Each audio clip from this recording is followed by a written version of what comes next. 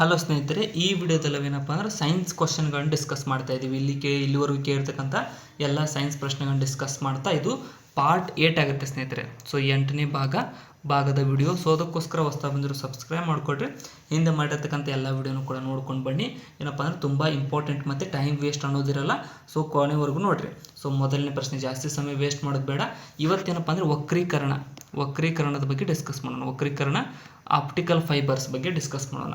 So ಇಲ್ಲಿ ನೋಡಿರಿ, PC women's 2016ರಲ್ಲಿ ಕೇಳಿರ್ತಕ್ಕಂಥ ಪ್ರಶ್ನೆ, ಕೆಳಗಿನ ಸಿದ್ಧಾಂತಗಳಲ್ಲಿ ಯಾವುದು ದ್ಯುತಿತಂತುವಿನೊಂದಿಗೆ ನಂಟು ಹೊಂದಿರುತ್ತದೆ ಅಂತ ಕೇಳಿದ್ದಾರೆ. ಸೊ ದ್ಯುತಿತಂತು ಅಂದ್ರೇನು? ಆಪ್ಟಿಕಲ್ ಫೈಬರ್ ಅಂತ ಕರಿತೀವಿ. ಆಪ್ಟಿಕಲ್ ಫೈಬರ್ ಇಂಗ್ಲೀಷ್ ಒಳಗಡೆ ಆಪ್ಟಿಕಲ್ ಫೈಬರ್ ಯಾವುದಕ್ಕೆ ಬಳಸ್ತಾರೆ ಅಂತ ಕೇಳಿದ್ದಾರೆ. ಸೊ ಆಪ್ಟಿಕಲ್ ಫೈಬರ್ಸನ್ನು ಬಳಸ್ತಕ್ಕಂಥದ್ದು ಯಾವುದಕ್ಕೆ ಅಂತಂದರೆ, ಒಟ್ಟು ಆಂತರಿಕ ಪ್ರತಿಫಲನದ ಆಧಾರದ ಮೇಲೆ ಸಂವಹನ ಅಥವಾ ಏನು ಇನ್ಫಾರ್ಮೇಷನನ್ನು ಶೇರ್ ಮಾಡೋ ಸಲುವಾಗಿ ಬಳಸ್ತಾರೆ. ಆಪ್ಷನ್ ಸಿ ಇಲ್ಲಿ ಸರಿಯಾಗುತ್ತೆ. ಸೊ ಆಪ್ಟಿಕಲ್ ಫೈಬರು ಯಾವ ರೀತಿಯಾಗಿ ವರ್ಕ್ ಆಗುತ್ತೆ ಅಂತಂದರೆ, ಒಟ್ಟು ಟೋಟಲ್ ಇಂಟರ್ನಲ್ ರಿಫ್ಲೆಕ್ಷನ್ ಆಧಾರದ ಮೇಲೆ ಆಪ್ಟಿಕಲ್ ಫೈಬರ್ ವರ್ಕ್ ಆಗ್ತಕ್ಕಂಥದ್ದು ಸ್ನೇಹಿತರೆ. ನೆಕ್ಸ್ಟ್, ಬೆಳಕಿನ ವಿದ್ಯಮಾನದಲ್ಲಿ ಆಪ್ಟಿಕಲ್ ಫೆನಾಮಿನಾ ನಕ್ಷತ್ರಗಳು ಮಿನುಗಲು ಕಾರಣವೇನು ಅಂತ ಕೇಳಿದ್ದಾರೆ. ಸೊ ಆಪ್ಟಿಕಲ್ ಫೆನಾಮಿನಾದೊಳಗಡೆ ನಕ್ಷತ್ರಗಳು ಯಾಕೆ ಮಿನುಗ್ತವೆ ಅಂತ ಅಂದರೆ, ನಕ್ಷತ್ರಗಳು ನೋಡ್ರಿ, ಸೊ ಅವು ಅದರ ಲೈಟು ಭೂಮಿಗೆ ಬರಬೇಕಂದ್ರೆ ಬೇರೆ ಬೇರೆ ಇದರಿಂದ ಪಾಸಾಗಿ ಬರುತ್ತೆ ಅಟ್ಮಾಸ್ಫಿಯರ್ದಲ್ಲಿ. ಸೊ ಅವಾಗ ಲೈಟ್ ಪಾಸ್ ಆಗ್ತಿರ್ಬೇಕಾದ್ರೆ ಸೊ ವೇರಿಯೇಷನ್ ಆಗ್ತಾ ಹೋಗುತ್ತೆ. ಅಟ್ಮಾಸ್ಫಿಯರ್ದು ಟೆಂಪ್ರೇಚರ್ ಚೇಂಜ್ ಆದಂತೆ ಬೆಳಕಿನ ಮೇಲೆ ಅದು ಎಫೆಕ್ಟ್ ಬೀಳುತ್ತೆ. ಸೊ ಆ ರೀತಿಯಾಗಿ ಅವು ಮಿನುಗುವ ರೀತಿಯಾಗಿ ಕಾಣ್ತವೆ. ಸೇಮ್ ಕಾನ್ಸ್ಟಂಟ್ ಇದ್ದರೂ ಕೂಡ ಸೊ ಅದು ಮಿನುಗುವ ರೀತಿಯಾಗಿ ನಮಗೆ ಕಾಣಿಸ್ತವೆ. ಸೊ ಇಲ್ಲಿ ಆನ್ಸರ್ಗಳನ್ನು ನೋಡೋದಾದರೆ ವಾತಾವರಣದ ವಕ್ರೀಭವನ, ವಾತಾವರಣದ ಅಟ್ಮಾಸ್ಫಿರಿಕ್ ಡಿಫ್ರಾಕ್ಷನ್ ಅಂತ ಕರಿತೀವಿ. ಸೊ ಈ ಡಿಫ್ರಾಕ್ಷನ್ ಇದಕ್ಕೆ ಆನ್ಸರ್ ಆಗುತ್ತೆ. ನೆಕ್ಸ್ಟ್,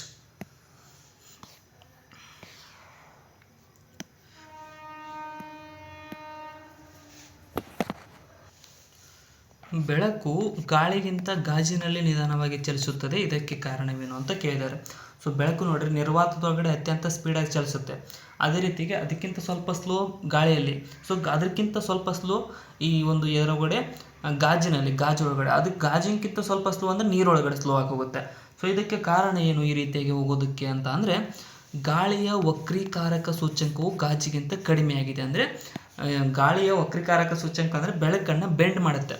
ಸೊ ಬೆಳಕನ್ನು ಬೆಂಡ್ ಮಾಡ್ತಕ್ಕಂಥ ಶಕ್ತಿ ಗಾಜಿನಲ್ಲಿ ಜಾಸ್ತಿ ಇದೆ. ಸೊ ಹಾಗಾಗಿ ಬೆಳಕು ಗಾಜಿನಲ್ಲಿ ಸ್ಲೋ ಆಗಿ ಹೋಗುತ್ತೆ. ಸೊ ಬಟ್ ಏನಪ್ಪ ಅಂದರೆ ಗಾಳಿ ಬೆಂಡ್ ಮಾಡೋಂಗಿಲ್ಲ, ಡೈರೆಕ್ಟ್ ಬಿಟ್ಟುಬಿಡುತ್ತೆ. ಸೊ ಅದಕ್ಕೋಸ್ಕರ ಗಾಳಿಯಲ್ಲಿ ಸ್ಪೀಡಾಗಿ ಹೋಗುತ್ತೆ. ಅದಕ್ಕಿಂತ ಹೆಚ್ಚಿಗೆ ಬೆಂಡ್ ಮಾಡ್ತಕ್ಕಂಥ ಶಕ್ತಿ ಇರತಕ್ಕಂಥದ್ದು ಎಲ್ಲಿಂದ ನೀರಿಗಿದೆ. ಸೊ ನೀರಿನಲ್ಲಿ ಇನ್ನೂ ಸ್ಲೋ ಆಗಿ ಹೋಗುತ್ತೆ. ನೀವು ನೋಡಿರ್ಬೋದು, ನೀರಲ್ಲಿ ಟಾರ್ಚ್ ಏನಾದರೂ ಹಿಡಿದ್ರೆ, ವಾಟರ್ ಪ್ರೂಫ್ ಟಾರ್ಚ್ ಹಿಡಿದ್ರೆ ಅದು ಜಾಸ್ತಿ ಕ್ರಮಿಸಲ್ಲ ಸ್ನೇಹಿತರೆ. ಸೊ ಸ್ವಲ್ಪ ಅಷ್ಟೇ ಹೋಗಿ ಕಾಣಿಸುತ್ತೆ. ಸೊ ಅದಕ್ಕೆ ಕಾರಣ ಏನಪ್ಪ ಅಂದರೆ ವಕ್ರೀಕಾರಕ ಅಂದರೆ ಸೂಚ್ಯಂಕ ಅಂತ ಕರಿತೀವಿ, ಡಿಫ್ರಾಕ್ಷನ್ ಇಂಡೆಕ್ಸ್ ಅಂತ ಕರಿತೀವಿ. ಸೊ ಇಂಗ್ಲೀಷ್ ಒಳಗಡೆ ಡಿಫ್ರಾಕ್ಟಿವ್ ಇಂಡೆಕ್ಸ್ DI ಅಂತ ಕರಿತೀವಿ. ಸೊ ಅದರ ಶಕ್ತಿ ಆಧಾರದ ಮೇಲೆ ಡಿಪೆಂಡ್ ಆಗಿರುತ್ತೆ. ಸೊ ಪ್ರಾಕ್ಟಿಕಲ್ ಇವೆಲ್ಲ ಸೊ ಆಲ್ಮೋಸ್ಟ್ ಎಲ್ಲರಿಗೂ ಗೊತ್ತೇ ಆಗುತ್ತೆ. ಸೊ ಇಂಗ್ಲೀಷ್ ಒಳಗಡೆ ಸೈನ್ಸ್ ಪ್ರಕಾರ ಎಕ್ಸ್ಪ್ಲೇನ್ ಮಾಡಬೇಕಂತ ಏನು ಅವಶ್ಯಕತೆ ಬೀಳಲ್ಲ. ಸೊ ಇಲ್ಲಿ ನೋಡ್ರಿ, ಈ ಕೆಳಗಿನವುಗಳಲ್ಲಿ ಯಾವುದು ಅತ್ಯಂತ ಕಡಿಮೆ ವಕ್ರೀಭವನ ಸೂಚಕವನ್ನು ಹೊಂದಿದೆ ಅಂತ ಕೇಳ್ತಾರೆ. ಸೊ ನೋಡ್ರಿ, ಇದು KPSC ಗ್ರೂಪ್ಸ್ 2018ರಲ್ಲಿ ಕೇಳಿರ್ತಕ್ಕಂಥದ್ದು. ವಕ್ರೀಭವನ ಸೂಚಕ ಅಂದ್ರೇನು? ಡಿಫ್ರಾಕ್ಟಿವ್ ಇಂಡೆಕ್ಸ್ ಅಂತ ಹೇಳಿದೆ ನಾನು. ಸೊ ಏನಪ್ಪ ಅಂದರೆ ಯಾವುದು ಹೊಂದಿದೆ. ಸೊ ಇಲ್ಲಿ ಆಪ್ಷನ್ಗಳಲ್ಲಿ ನೋಡೋದಾದರೆ ಅತಿ ಕಡಿಮೆ ಕೇಳಿದೆ ಅಂದರೆ ಲೈಟ್ ಎಲ್ಲಿ ಜಾಸ್ತಿ ಸ್ಪೀಡಾಗಿ ಹೋಗುತ್ತೆ ಅಂತ. ಸೊ ಪ್ಲಾಸ್ಟಿಕ್ ಅಂತೂ ಮಾತಾಡೋಂಗೇನಿಲ್ಲ. ಸೊ ಅದು ಫುಲ್ ಡಿಫ್ರಾಕ್ಟಿವ್ ಇಂಡೆಕ್ಸನ್ನು ಹೊಂದಿದೆ. ಸೊ ಇದು ಆನ್ಸರ್ ಆಗಲ್ಲ. ನೀರು ಇದು ಆಗಲ್ಲ, ಗಾಜು ಇದು ಆಗಲ್ಲ. ಗಾಳಿ ನೋಡ್ರಿ, ಗಾಳಿ ಅತಿ ಹೆಚ್ಚು ನಿರ್ವಾತ ಇದೆ, ವ್ಯಾಕ್ಯೂಮ್ ಅದು ಇದೆ. ಸೊ ಬಟ್ ಏನಪ್ಪ ಅಂದರೆ ಇಲ್ಲಿ ಆಪ್ಷನ್ಗಳಲ್ಲಿಲ್ಲ, ಗಾಳಿ ಆನ್ಸರ್ ಆಗುತ್ತೆ. ನೆಕ್ಸ್ಟ್, ಸೂರ್ಯೋದಯದ ಕೆಲವು ಕ್ಷಣಗಳ ನಂತರವೂ ಸೂರ್ಯ ಕಾಣಿಸುವುದಕ್ಕೆ ಕಾರಣವೇನು ಅಂತ ಕೇಳಿದ್ದಾರೆ. ಅಂದರೆ ಸೂರ್ಯೋದಯ ಆದ ಮೇಲೆ ನಮಗೆ ಸೂರ್ಯ ಕಾಣಿಸ್ತಿರ್ತಾನೆ ಕೆಲವೊಂದು ಸಲ. ಸೊ ನಮ್ಮ ಕಣ್ಣು ನಮಗೆ ಮೋಸ ಮಾಡುತ್ತೆ ಸ್ನೇಹಿತರೆ. ಸೊ ಅದು ಯಾಕೆ ಅಂತ ಅಂದರೆ, ಇದು ಆಪ್ಷನ್ ಸಿ ರಿಫ್ರಾಕ್ಷನ್. ಅಲ್ಲಿ ಸನ್ನಿನಲ್ಲಿರ್ತಕ್ಕಂಥ ರೇಸ್ಗಳು ರಿಫ್ರಾಕ್ಷನ್ ಆಗಿ ನಮಗೆ ಸೂರ್ಯ ಇನ್ನೂ ಇರೋ ರೀತಿಯಾಗಿ ಕಾಣಿಸುತ್ತೆ ಸೂರ್ಯೋದಯ ಆದಮೇಲೂ ಕೂಡ. ಸೊ ಇದು PSI ವುಮೆನ್ಸ್ 2007ರಲ್ಲಿ ಕೇಳಿರ್ತಕ್ಕಂಥ ಪ್ರಶ್ನೆ. ನೋಡ್ರಿ, ಸೊ ನಮ್ಮ ಕಣ್ಣು ನಮಗೆ ಕೆಲವೊಂದು ಸಲ ಮೋಸ ಮಾಡುತ್ತೆ. ಸೊ ಸಮುದ್ರ ತಟದಲ್ಲಿ ಹೋದಾಗ ಕೂಡ ಹಾಗೆ ಅನಿಸುತ್ತೆ, ಸೂರ್ಯ ಅರ್ಧ ಮುಳುಗೋರು ರೀತಿಯಾಗಿ ಕಾಣಿಸುತ್ತೆ. ಸೊ ಅದೇನಕ್ಕಂದ್ರೆ ರಿಫ್ರಾಕ್ಷನ್ ಸಲುವಾಗಿ ಆ ರೀತಿಯಾಗಿ ಕಾಣಿಸುತ್ತೆ. ನೆಕ್ಸ್ಟ್, ಈಜುಕೊಳವು ಯಾವಾಗಲೂ ನಿಜವಾಗಿರುವುದಕ್ಕಿಂತ ಕಡಿಮೆ ಆಳವಾಗಿ ಕಾಣುತ್ತದೆ, ಇದು ಯಾವುದಕ್ಕೆ ಉದಾಹರಣೆ ಅಂತ ಕೇಳ್ತಾರೆ. ಸೊ ಈಜುಕೊಳ ಅಥವಾ ನೀರು ನೋಡಿರ್ಬೋದು. ಸೊ ನಿಜವಾದ ಆಳಕ್ಕಿಂತ ಒಂದು ಸ್ವಲ್ಪ ಕಡಿಮೆ ಆಳದ ಇದ್ದ ರೀತಿ ಕಾಣಿಸುತ್ತೆ, ಬಟ್ ಜಾಸ್ತಿ ಆಳ ಇರುತ್ತೆ. ಸೊ ಇದಕ್ಕೇನಪ್ಪ ಅಂತಂದರೆ ವಕ್ರೀಭವನ, ಲೈಟ್ ವಕ್ರೀಭವನವಾಗಿ ಅಲ್ಲಿ ನೋಡ್ರಿ ಸರ್ಫೇಸ್ ಇದು ಕೆಳಗಡೆ ಅಳಗಾಡ್ದಂಗೆ ಕಾಣಿಸುತ್ತೆ. ಸೊ ಅದಕ್ಕೆಲ್ಲ ಲೈಟ್ ವಕ್ರೀಭವನನೇ ಕಾರಣ ಆಗುತ್ತೆ. ಸೊ KSRP PSC 2022ರಲ್ಲಿ ಕೇಳಿರ್ತಕ್ಕಂಥ ಪ್ರಶ್ನೆ ಇದು. ನೆಕ್ಸ್ಟ್ ಡಿಫ್ರಾಕ್ಷನ್ ಅಂತ ಕರಿತೀವಿ. ಸ್ನೆಲ್ಸ್ ಲಾ ಕಾಯ್ದೆ ಯಾವುದಕ್ಕೆ ಸಂಬಂಧಿಸಿದೆ ಅಂತ ಕೇಳ್ತಾರೆ. ಸೊ ಸ್ನೆಲ್ಸ್ ಲಾ ಅಂದರೆ ಏನು, ಈ ಒಂದು ಮೀಡಿಯಮ್ದಿಂದ ಇನ್ನೊಂದು ಮೀಡಿಯಮ್ಗೆ, ಇದೊಂದು ಮೀಡಿಯಮ್ ಅನ್ಕೊಡ್ರಿ, ಇದೊಂದು ಅಡ್ಡ ಇದೈತೆ. ಸೊ ಅಂದರೆ ಇದು ಗಾಜ್ ಅನ್ಕೊಡ್ರಿ, ಇಲ್ಲಿ ಗಾಳಿಯಿಂದ ಲೈಟ್ ಬರುತ್ತೆ. ಸೊ ಗಾಜಿನಾಗ ಹೋಗ್ಬೇಕಂದ್ರೆ ಸ್ವಲ್ಪ ಹಿಂಗೆ ಬೆಂಡ್ ಆಗಿಬಿಡುತ್ತೆ, ಸ್ವಲ್ಪ ಬೆಂಡಾಗಿ ಹೋಗುತ್ತೆ. ಸೊ ಇದೇ ಸ್ನೆಲ್ಸ್ ಲಾ ಸ್ನೇಹಿತರೆ. ಸೊ ಇವು ಕೆಡರಿರ್ತಕ್ಕಂಥ ಇದು ಥೀಟಾ ಅಂತ ಬರುತ್ತೆ, ಇಲ್ಲಿ ಥೀಟಾ ಅಂತ ಬರುತ್ತೆ. ಸೊ ಈ ಆ್ಯಂಗಲ್ಗೆ ಸ್ನೆಲ್ಸ್ ಲಾ ಅಂತ ಕರಿತೀವಿ, ಸ್ನೆಲ್ಸ್ ಲಾ. ಸೊ ಇದೇನಪ್ಪ ಅಂದರೆ ವಕ್ರೀಭವನಕ್ಕೆ ಸಂಬಂಧಪಟ್ಟಿದ್ದಾಗಿದೆ. ಸೊ ಆನ್ಸರ್ ಬಿ ಇಲ್ಲಿ ಸರಿಯಾಗುತ್ತೆ. KSP 2021ರಲ್ಲಿ ಕೇಳಿರ್ತಕ್ಕಂಥ ಲ್ಯಾಬೊರೇಟರಿ ಅಸಿಸ್ಟೆಂಟ್ನಲ್ಲಿ. ನೆಕ್ಸ್ಟ್ ಒಂದು ನಿಮಿಷ. ನಕ್ಷತ್ರಗಳ ಮಿನುಗುವಿಕೆಗೆ ಕಾರಣವೇನು ಅಂತ ಕೇಳ್ತಾರೆ. ಸೊ ಇದೇ ಟೈಪ್ ಕ್ವಶನ್ಗಳು ರಿಪೀಟ್ ಆಗ್ತಾ ಹೋಗುತ್ತವೆ. ಸ್ವಲ್ಪ ಯಾವ್ಯಾವ ಟೈಪ್ ಕೇಳಿರ್ತಾನೆ ಅನ್ನೋದ್ರ ಬಗ್ಗೆ ಡಿಸ್ಕಸ್ ಮಾಡ್ತಾ ಹೋಗೋಣ. ಸೊ RTO 2019ರಲ್ಲಿ ಕೇಳಿರ್ತಕ್ಕಂಥದ್ದು ನಕ್ಷತ್ರಗಳು ಮಿನುಗ್ತವೆ. ಸೊ ಇದಕ್ಕೆ ಕಾರಣ ಏನಪ್ಪ ಅಂತ ಅಂದರೆ ಆಪ್ಷನ್ ಸಿ, ಭೂಮಿಯ ವಾತಾವರಣದ ವಿವಿಧ ಪದರಗಳ ವಕ್ರೀಭವನ.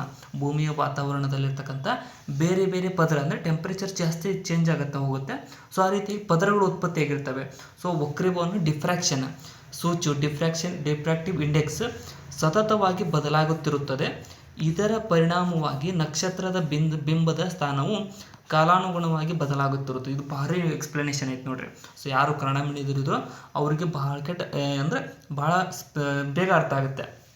ಸೊ ನಕ್ಷತ್ರದ ಬಿಂದು ಸ್ಥಾನವು ಚೇಂಜ್ ಆಗ್ತಾ ಹೋಗುತ್ತೆ. ಆ ರೀತಿಯಾಗಿ ನಕ್ಷತ್ರ ಮಿನುಗುವ ರೀತಿಯಾಗಿ ಕಾಣಿಸುತ್ತೆ. ಆ್ಯಕ್ಚುವಲ್ ಆಗಿ ಮಿನುಗಂಗಿಲ್ಲ ಸ್ನೇಹಿತರೆ. ನಕ್ಷತ್ರ ಸೇಮ್ ಸೂರ್ಯನ ಟೈಪ್ ಇರುತ್ತವೆ, ಬಟ್ ಏನಪ್ಪ ಅಂದರೆ ಅವಕ್ಕೆ ರೇಸ್ ಡಿಫ್ರೆಂಟ್ ಇದರಿಂದ ಬರುವ ಕಾರಣ ಸೊ ಅದು ಆ ರೀತಿಯಾಗಿ ಕಾಣಿಸುತ್ತೆ ನಮಗೆ. ನೆಕ್ಸ್ಟ್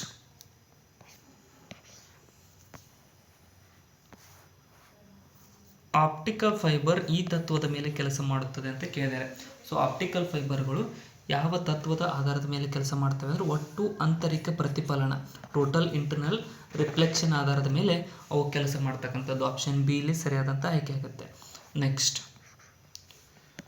ಆಪ್ಟಿಕಲ್ ಫೈಬರ್ಗಳನ್ನು ಪ್ರಮುಖವಾಗಿ ಡ್ಯಾಶ್ದಲ್ಲಿ ಉಪಯೋಗಿಸಲಾಗುತ್ತದೆ ಅಂತ ಕೇಳಿದ್ದಾರೆ. ಸೊ ಆಪ್ಟಿಕಲ್ ಫೈಬರ್ಗಳನ್ನು ಪ್ರಮುಖವಾಗಿ ಯಾವುದರಲ್ಲಿ ಉಪಯೋಗಿಸಲಾಗುತ್ತದೆ ಅಂದರೆ ಸಂಪರ್ಕದಲ್ಲಿ ಉಪಯೋಗಿಸಲಾಗುತ್ತದೆ. ಆಪ್ಷನ್ ಡಿ ಇಲ್ಲಿ ಸರಿಯಾದಂಥ ಉತ್ತರ. ಸಿವಿಲ್ PC 2016ರಲ್ಲಿ ಕೇಳಿರ್ತಕ್ಕಂಥ ಪ್ರಶ್ನೆ. ನೆಕ್ಸ್ಟ್ ಆಪ್ಟಿಕಲ್ ಫೈಬರ್ ಅಥವಾ ದ್ವಿತೀಯ ಎಳೆ ಯಾವ ತತ್ವದ ಮೇಲೆ ಕೆಲಸ ಮಾಡುತ್ತದೆ ಅಂತ ಕೇಳ್ತಾರೆ. ಸೊ ಇದು ಯಾವ ತತ್ವ ಅಂದರೆ ಟೋಟಲ್ ಇಂಟರ್ನಲ್ ರಿಫ್ಲೆಕ್ಷನ್. ನೆಕ್ಸ್ಟ್ ಬಿಸಿಲು ಗುದುರೆ ಅಂತಂದರೆ ಮರೀಚಿಕೆ. ನೀವು ರೋಡ್ನಲ್ಲಿ ಹೋಗ್ತಿರ್ಬೇಕಾದ್ರೆ ಸೊ ಆ ಮರೀಚಿಕೆಗಳು ನೀರಿದ್ದಂತೆ ಕಾಣಿಸುತ್ತೆ, ಬಟ್ ಆ್ಯಕ್ಚುಲ್ ಆಗಿರಂಗಿಲ್ಲ. ಸೊ ಅಥವಾ ಯಾವುದಾದ್ರೂ ಬೆಂಕಿ ಹತ್ತಿದಾಗ ಸೊ ಅದರ ಮೇಲೆ ನೋಡ್ಬೋದು ನೀವು, ಏನಪ್ಪ ಅಂದರೆ ಗಾಳಿ ಒಂದು ಟೈಪ್ ಡಿಫ್ರೆಂಟಾಗಿ ಕಾಣಿಸುತ್ತೆ ಅಲ್ಲೇ. ಸೊ ಈ ಕಾರಣಗಳು ಉಂಟಾಗಲು ಕಾರಣವೇನು ಅಂತ ಕೇಳ್ತಾರೆ. ಸೊ ಇದು ಎದಕ್ಕೆ ಉಂಟಾಗುತ್ತೆ ಅಂತಂದರೆ ವಾತಾವರಣದ ಬೇರೆ ಬೇರೆ ಭಾಗಗಳಲ್ಲಿ ಏಕರೀತಿಯಾದ ಕಾಯಿಸುವಿಕೆ ಇರೋದರಿಂದ ಇದು ಈ ರೀತಿಯಾಗಿ ಉಂಟಾಗುತ್ತೆ. ಅಂದರೆ ನೀವು ಗಾಳಿಯಲ್ಲಿ ಹೋಗ್ತಿರ್ಬೇಕಾದ್ರೆ ರೋಡ್ನಲ್ಲಿ ಜಾಸ್ತಿ ಬಿಸಿಲು ಬಿದ್ದು ಅಲ್ಲಿ ಹೀಟ್ ಆದಾಗ ಸೊ ಆ ರೀತಿಯಾಗಿ ಪರಿಣಾಮ ಆಗುತ್ತೆ. ಬಿಸಿಲು ಕುದಿರುವ ಅಥವಾ ಮರೀಚಿಕೆಗಳು ಹುಟ್ಕೊತವೆ. ನೆಕ್ಸ್ಟ್ ಆಪ್ಟಿಕಲ್ ಫೈಬರ್ಗಳನ್ನು ಮುಖ್ಯವಾಗಿ ಕೆಳಗಿನವುಗಳಲ್ಲಿ ಬಳಸಲಾಗುತ್ತದೆ ಅಂತ ಕೇಳ್ತಾರೆ. ಸೊ ಆಪ್ಟಿಕಲ್ ಫೈಬರ್ಗಳನ್ನು ಮುಖ್ಯವಾಗಿ ಎಲ್ಲಿಯಪ್ಪ ಅಂತಂದರೆ ಸಂವಹನ ಅಥವಾ ಕಮ್ಯುನಿಕೇಷನ್ದಲ್ಲಿ ಬಳಸ್ತಾರೆ. ಆಪ್ಷನ್ ಸಿ ಇಲ್ಲಿ ಸರಿಯಾದಂಥ ಉತ್ತರ ಆಗುತ್ತೆ. ಅಂದರೆ ಯಾವುದೇ ಒಂದು ಇನ್ಫಾರ್ಮೇಷನ್ ಶೇರ್ ಮಾಡೋ ಸಲುವಾಗಿ ಮತ್ತು ಎಕ್ಸೆಪ್ಟ್ ಮಾಡೋ ಸಲುವಾಗಿ ಬಳಸ್ತಕ್ಕಂಥದ್ದು. ನೆಕ್ಸ್ಟ್ ಆಪ್ಟಿಕಲ್ ಫೈಬರ್ ಡ್ಯಾಶ್ ತತ್ವದ ಮೇಲೆ ಕಾರ್ಯನಿರ್ವಹಿಸುತ್ತದೆ ಅಂತ ಕೇಳ್ತಾರೆ. ಸೊ ಆಪ್ಟಿಕಲ್ ಫೈಬರ್ ಯಾವ ತತ್ವದ ಮೇಲೆ ಅಂತಂದರೆ ಇಂಟರ್ಫೆರೆನ್ಸ್ ಅಥವಾ ಹಸ್ತಕ್ಷೇಪದ ಮೇಲೆ ಕಾರ್ಯವನ್ನು ನಿರ್ವಹಿಸುತ್ತವೆ. ಹಸ್ತಕ್ಷೇಪ ಅಲ್ಲ ಸ್ನೇಹಿತರೆ, ಒಟ್ಟು ಆಂತರಿಕ ಪ್ರತಿಫಲನ ಆಗುತ್ತೆ. ಆಪ್ಷನ್ ಎ ಇಲ್ಲಿ ಸರಿಯಾದಂಥ ಆಯ್ಕೆ ಆಗುತ್ತೆ. ಸೊ ಇಲ್ಲಿ ತಪ್ಪಾಗಿದೆ ನೋಡಿ. ನೆಕ್ಸ್ಟ್ ನೀರಿನಲ್ಲಿರುವ ಗುಳ್ಳೆಯು ಹೊಳೆಯುವುದಕ್ಕೆ ಕಾರಣವೇನು ಅಂತ ಕೇಳಿದರೆ ಸೊ ಇದನ್ನು ಕೂಡ ಏನಪ್ಪ ಅಂದರೆ ಟೋಟಲ್ ಸಂಪೂರ್ಣ ಆಂತರಿಕ ಪ್ರತಿಫಲನ ಆನ್ಸರ್ ಆಗುತ್ತೆ, ಟೋಟಲ್ ಇಂಟರ್ನಲ್ ರಿಫ್ಲೆಕ್ಷನ್. ನೆಕ್ಸ್ಟ್ ತುಂಬ ಬಿಸಿಲಿನ ದಿನಗಳಲ್ಲಿ ಗೋಚರಿಸ್ತಕ್ಕಂಥ ಮರೀಚಿಕೆಗಳಿಗೆ ಕಾರಣವಾಗುವ ಪ್ರಕ್ರಿಯೆ. ನೋಡಿರಿ, ಭಾಳಷ್ಟು ಸಲ ರಿಪೀಟ್ ಆಗಿರ್ತಕ್ಕಂಥ ಪ್ರಶ್ನೆಗಳಿವು. ಏನಪ್ಪ ಅಂದರೆ ಸಂಪೂರ್ಣ ಆಂತರಿಕ ಪ್ರತಿಫಲನ ಆನ್ಸರ್ ಆಗುತ್ತೆ. ನೆಕ್ಸ್ಟ್, ದ್ವಿತೀತಂತು ಯಾವ ತತ್ವದ ಮೇಲೆ? ಇದು ಕೂಡ ಒಟ್ಟು ಆಂತರಿಕ ಪ್ರತಿಫಲನ, ಆಪ್ಷನ್ ಸಿ ಸರಿಯಾಗುತ್ತೆ. ನೆಕ್ಸ್ಟ್, ದ್ವಿತೀಯಳೆಗಳು ಬೆಳಕಿನ ಸಂಜ್ಞೆಯನ್ನು ಒಂದೆಡೆಯಿಂದ ಇನ್ನೊಂದೆಡೆಗೆ ಸಾಗಿಸುವುದು ಯಾವುದರ ಮೂಲಕ ಅಂತ ಕೇಳಿದರೆ, ಸೊ ಇದು ಪೂರ್ಣ ಆಂತರಿಕ ಪ್ರತಿಫಲನ. ದ್ವಿತೀತಂತುಗಳು ಅಂತ ಬಂತಂದ್ರೆ ಟೋಟಲ್ ಇಂಟರ್ನಲ್ ರಿಫ್ಲೆಕ್ಷನ್ ನೆನ್ಪಿಟ್ಕೊಡ್ರಿ. ನೆಕ್ಸ್ಟ್, ಹಾರಿಜ್ಯದಲ್ಲಿ ಸೂರ್ಯ ಮತ್ತು ಚಂದ್ರರು ದೀರ್ಘವೃತ್ತೀಯವಾಗಿ ಕಾಣಲು ಕಾರಣ ಏನು ಅಂತ ಕೇಳಿದ್ದಾರೆ. ಸೊ ಹಾರಿಜ ಅಂತಂದ್ರೆ ನನಗೊಂದು ಸ್ವಲ್ಪ ಕನ್ಫ್ಯೂಸ್ ಇದೆ, ಯಾರಿಗಾದ್ರು ಗೊತ್ತಿದ್ರೆ ಕಮೆಂಟ್ ಮಾಡಿ. ಸೊ ಸೂರ್ಯ ಮತ್ತು ದೀರ್ಘ ಯಾಕೆಪ್ಪ ಅಂತಂದರೆ ಆಪ್ಷನ್ ಸಿ ವಕ್ರೀಭವನ ಆನ್ಸರ್ ಆಗ್ತಿದೆ. ನೆಕ್ಸ್ಟ್, ಭೂಮಿಯಲ್ಲಿ ಸುಡು ಬೇಸಿಗೆಯಲ್ಲಿ ಮರೀಚಿಕೆಯು ಕಂಡುಬರಲು ಕಾರಣ ಏನು ಅಂತ ಕೇಳ್ತಾರೆ. ಸೊ ಸುಡು ಬೇಸಿಗೆಯಲ್ಲಿ ಕೂಡ ಮರೀಚಿಕೆಗಳು ಕಂಡು ಬರ್ತವೆ. ಇದಕ್ಕೆ ಕಾರಣ ಅಂದರೆ ಒಟ್ಟು ಆಂತರಿಕ ಪ್ರತಿಫಲನ ವಿಲೋಮವಾಗಿರುವುದರಿಂದ ಮರೀಚಿಕೆಗಳು ಭೂಮಿಯಲ್ಲಿ ಸುಡು ಬೇಸಿಗೆಯಲ್ಲಿ ಕಂಡುಬರುತ್ತವೆ. ನೆಕ್ಸ್ಟ್, ಮರೀಚಿಕೆ ಯಾವ ಕಾರಣದಿಂದ ಉಂಟಾಗುತ್ತದೆ ಅಂತ ಕೇಳಿದರೆ, ಸೊ ಇದು ಅದಕ್ಕಂದರೆ ಸಂಪೂರ್ಣ ಆಂತರಿಕ ಪ್ರತಿಫಲನದ ಕಾರಣದಿಂದ ಮರೀಚಿಕೆಗಳು ಉಂಟಾಗ್ತವೆ. ನೆಕ್ಸ್ಟ್, ಆಕಾಶವು ನೀಲಿಯಾಗಿ ಕಾಣುತ್ತದೆ ಏಕೆಂದರೆ ಭೂಮಿಯ ವಾಯುಮಂಡಲವು ಅಂತ ಕೇಳ್ತಾರೆ. ಸೊ ಇದು ಎದಕ್ಕಪ್ಪ ಅಂದರೆ ನೀಲಿ ಬೆಳಕನ್ನು ಚದುರಿಸುತ್ತದೆ, ಸೊ ಹಾಗಾಗಿ ಆಕಾಶ ನೀಲಿಯಾಗಿ ಕಾಣಿಸುತ್ತೆ. ನೆಕ್ಸ್ಟ್, ಆಕಾಶದ ನೀಲಿ ಬಣ್ಣ ಇದರಿಂದಾಗುವ ಒಂದು ಪ್ರಕ್ರಿಯೆ ಅಂತ ಕೇಳಿದ್ದಾರೆ. ಸೊ ನೀಲಿ ಅಂದರೆ ಸ್ಪ್ರೆಡ್ಡಿಂಗ್ ಆಫ್ ಲೈಟ್ ಅಂತ ಕರಿತೀವಿ, ಲೈಟ್ ಡಿಸ್ಪರ್ಷನ್ ಅಂತ ಇಂಗ್ಲೀಷ್ ಒಳಗಡೆ. ಸೊ ಕನ್ನಡದಲ್ಲಿ ಏನಂತ ಕರೀತಾರೆ, ಬೆಳಕಿನ ಚದುರುವಿಕೆ. ಆಪ್ಷನ್ ಎ ಇಲ್ಲಿ ಸರಿಯಾದಂಥ ಆಯ್ಕೆ ಆಗುತ್ತೆ. Next, sir C V Raman ಅವರಿಗೆ ವಿಕಿರಣದ ಅಂದರೆ ರೇಡಿಯೇಷನ್ ವಿದ್ಯಮಾನ ಕುರಿತು ಯಾವ ಕಾರ್ಯಕ್ಕೆ ನೊಬೆಲ್ ಪ್ರಶಸ್ತಿ ನೀಡಲಾಗಿದೆ ಅಂತ ಕೇಳಿದ್ದಾರೆ. ಸೊ ಯಾವುದಂದ್ರೆ ಸಿ ವಿ ರಾಮನ್ ಅವರು ನೊಬೆಲ್ ಪ್ರಶಸ್ತಿ ಸಿಕ್ಕಿದ್ದು ನಾನು ಹೇಳ್ತೀನಿ ನೋಡಿರಿ. ಏನಪ್ಪ ಅಂದ್ರೆ ಒಂದು ಗ್ಲಾಸ್ ಇಟ್ಕೊಡ್ರಿ, ಒಂದು ಗ್ಲಾಸ್ ಒಳಗಡೆ ನೀರು ತುಂಬ್ರಿ.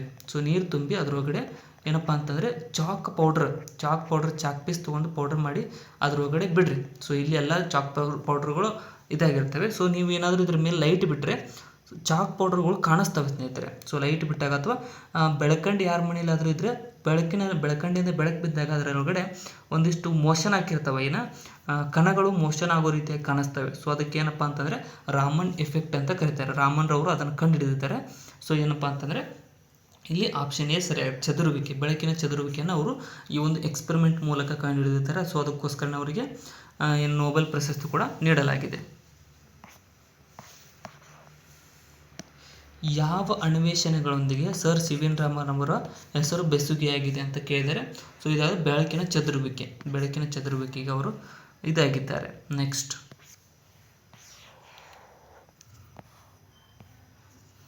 ಆಕಾಶವು ನೀಲಿಯಾಗಿ ಕಾಣುವುದಕ್ಕೆ ಕಾರಣ ಏನು ಅಂತ ಕೇಳಿದರೆ, ಸೊ ಏನಪ್ಪ ಅಂದರೆ ವಾತಾವರಣವು ನೀಲಿಯ ಬೆಳಕನ್ನು ಹೆಚ್ಚಾಗಿ ಚದುರಿಸುತ್ತದೆ, ಹಾಗಾಗಿ ಆಕಾಶವು ನೀಲಿ ಬಣ್ಣದಲ್ಲಿ ಕಾಣಿಸುತ್ತೆ ಸ್ನೇಹಿತರೆ. ನೆಕ್ಸ್ಟ್,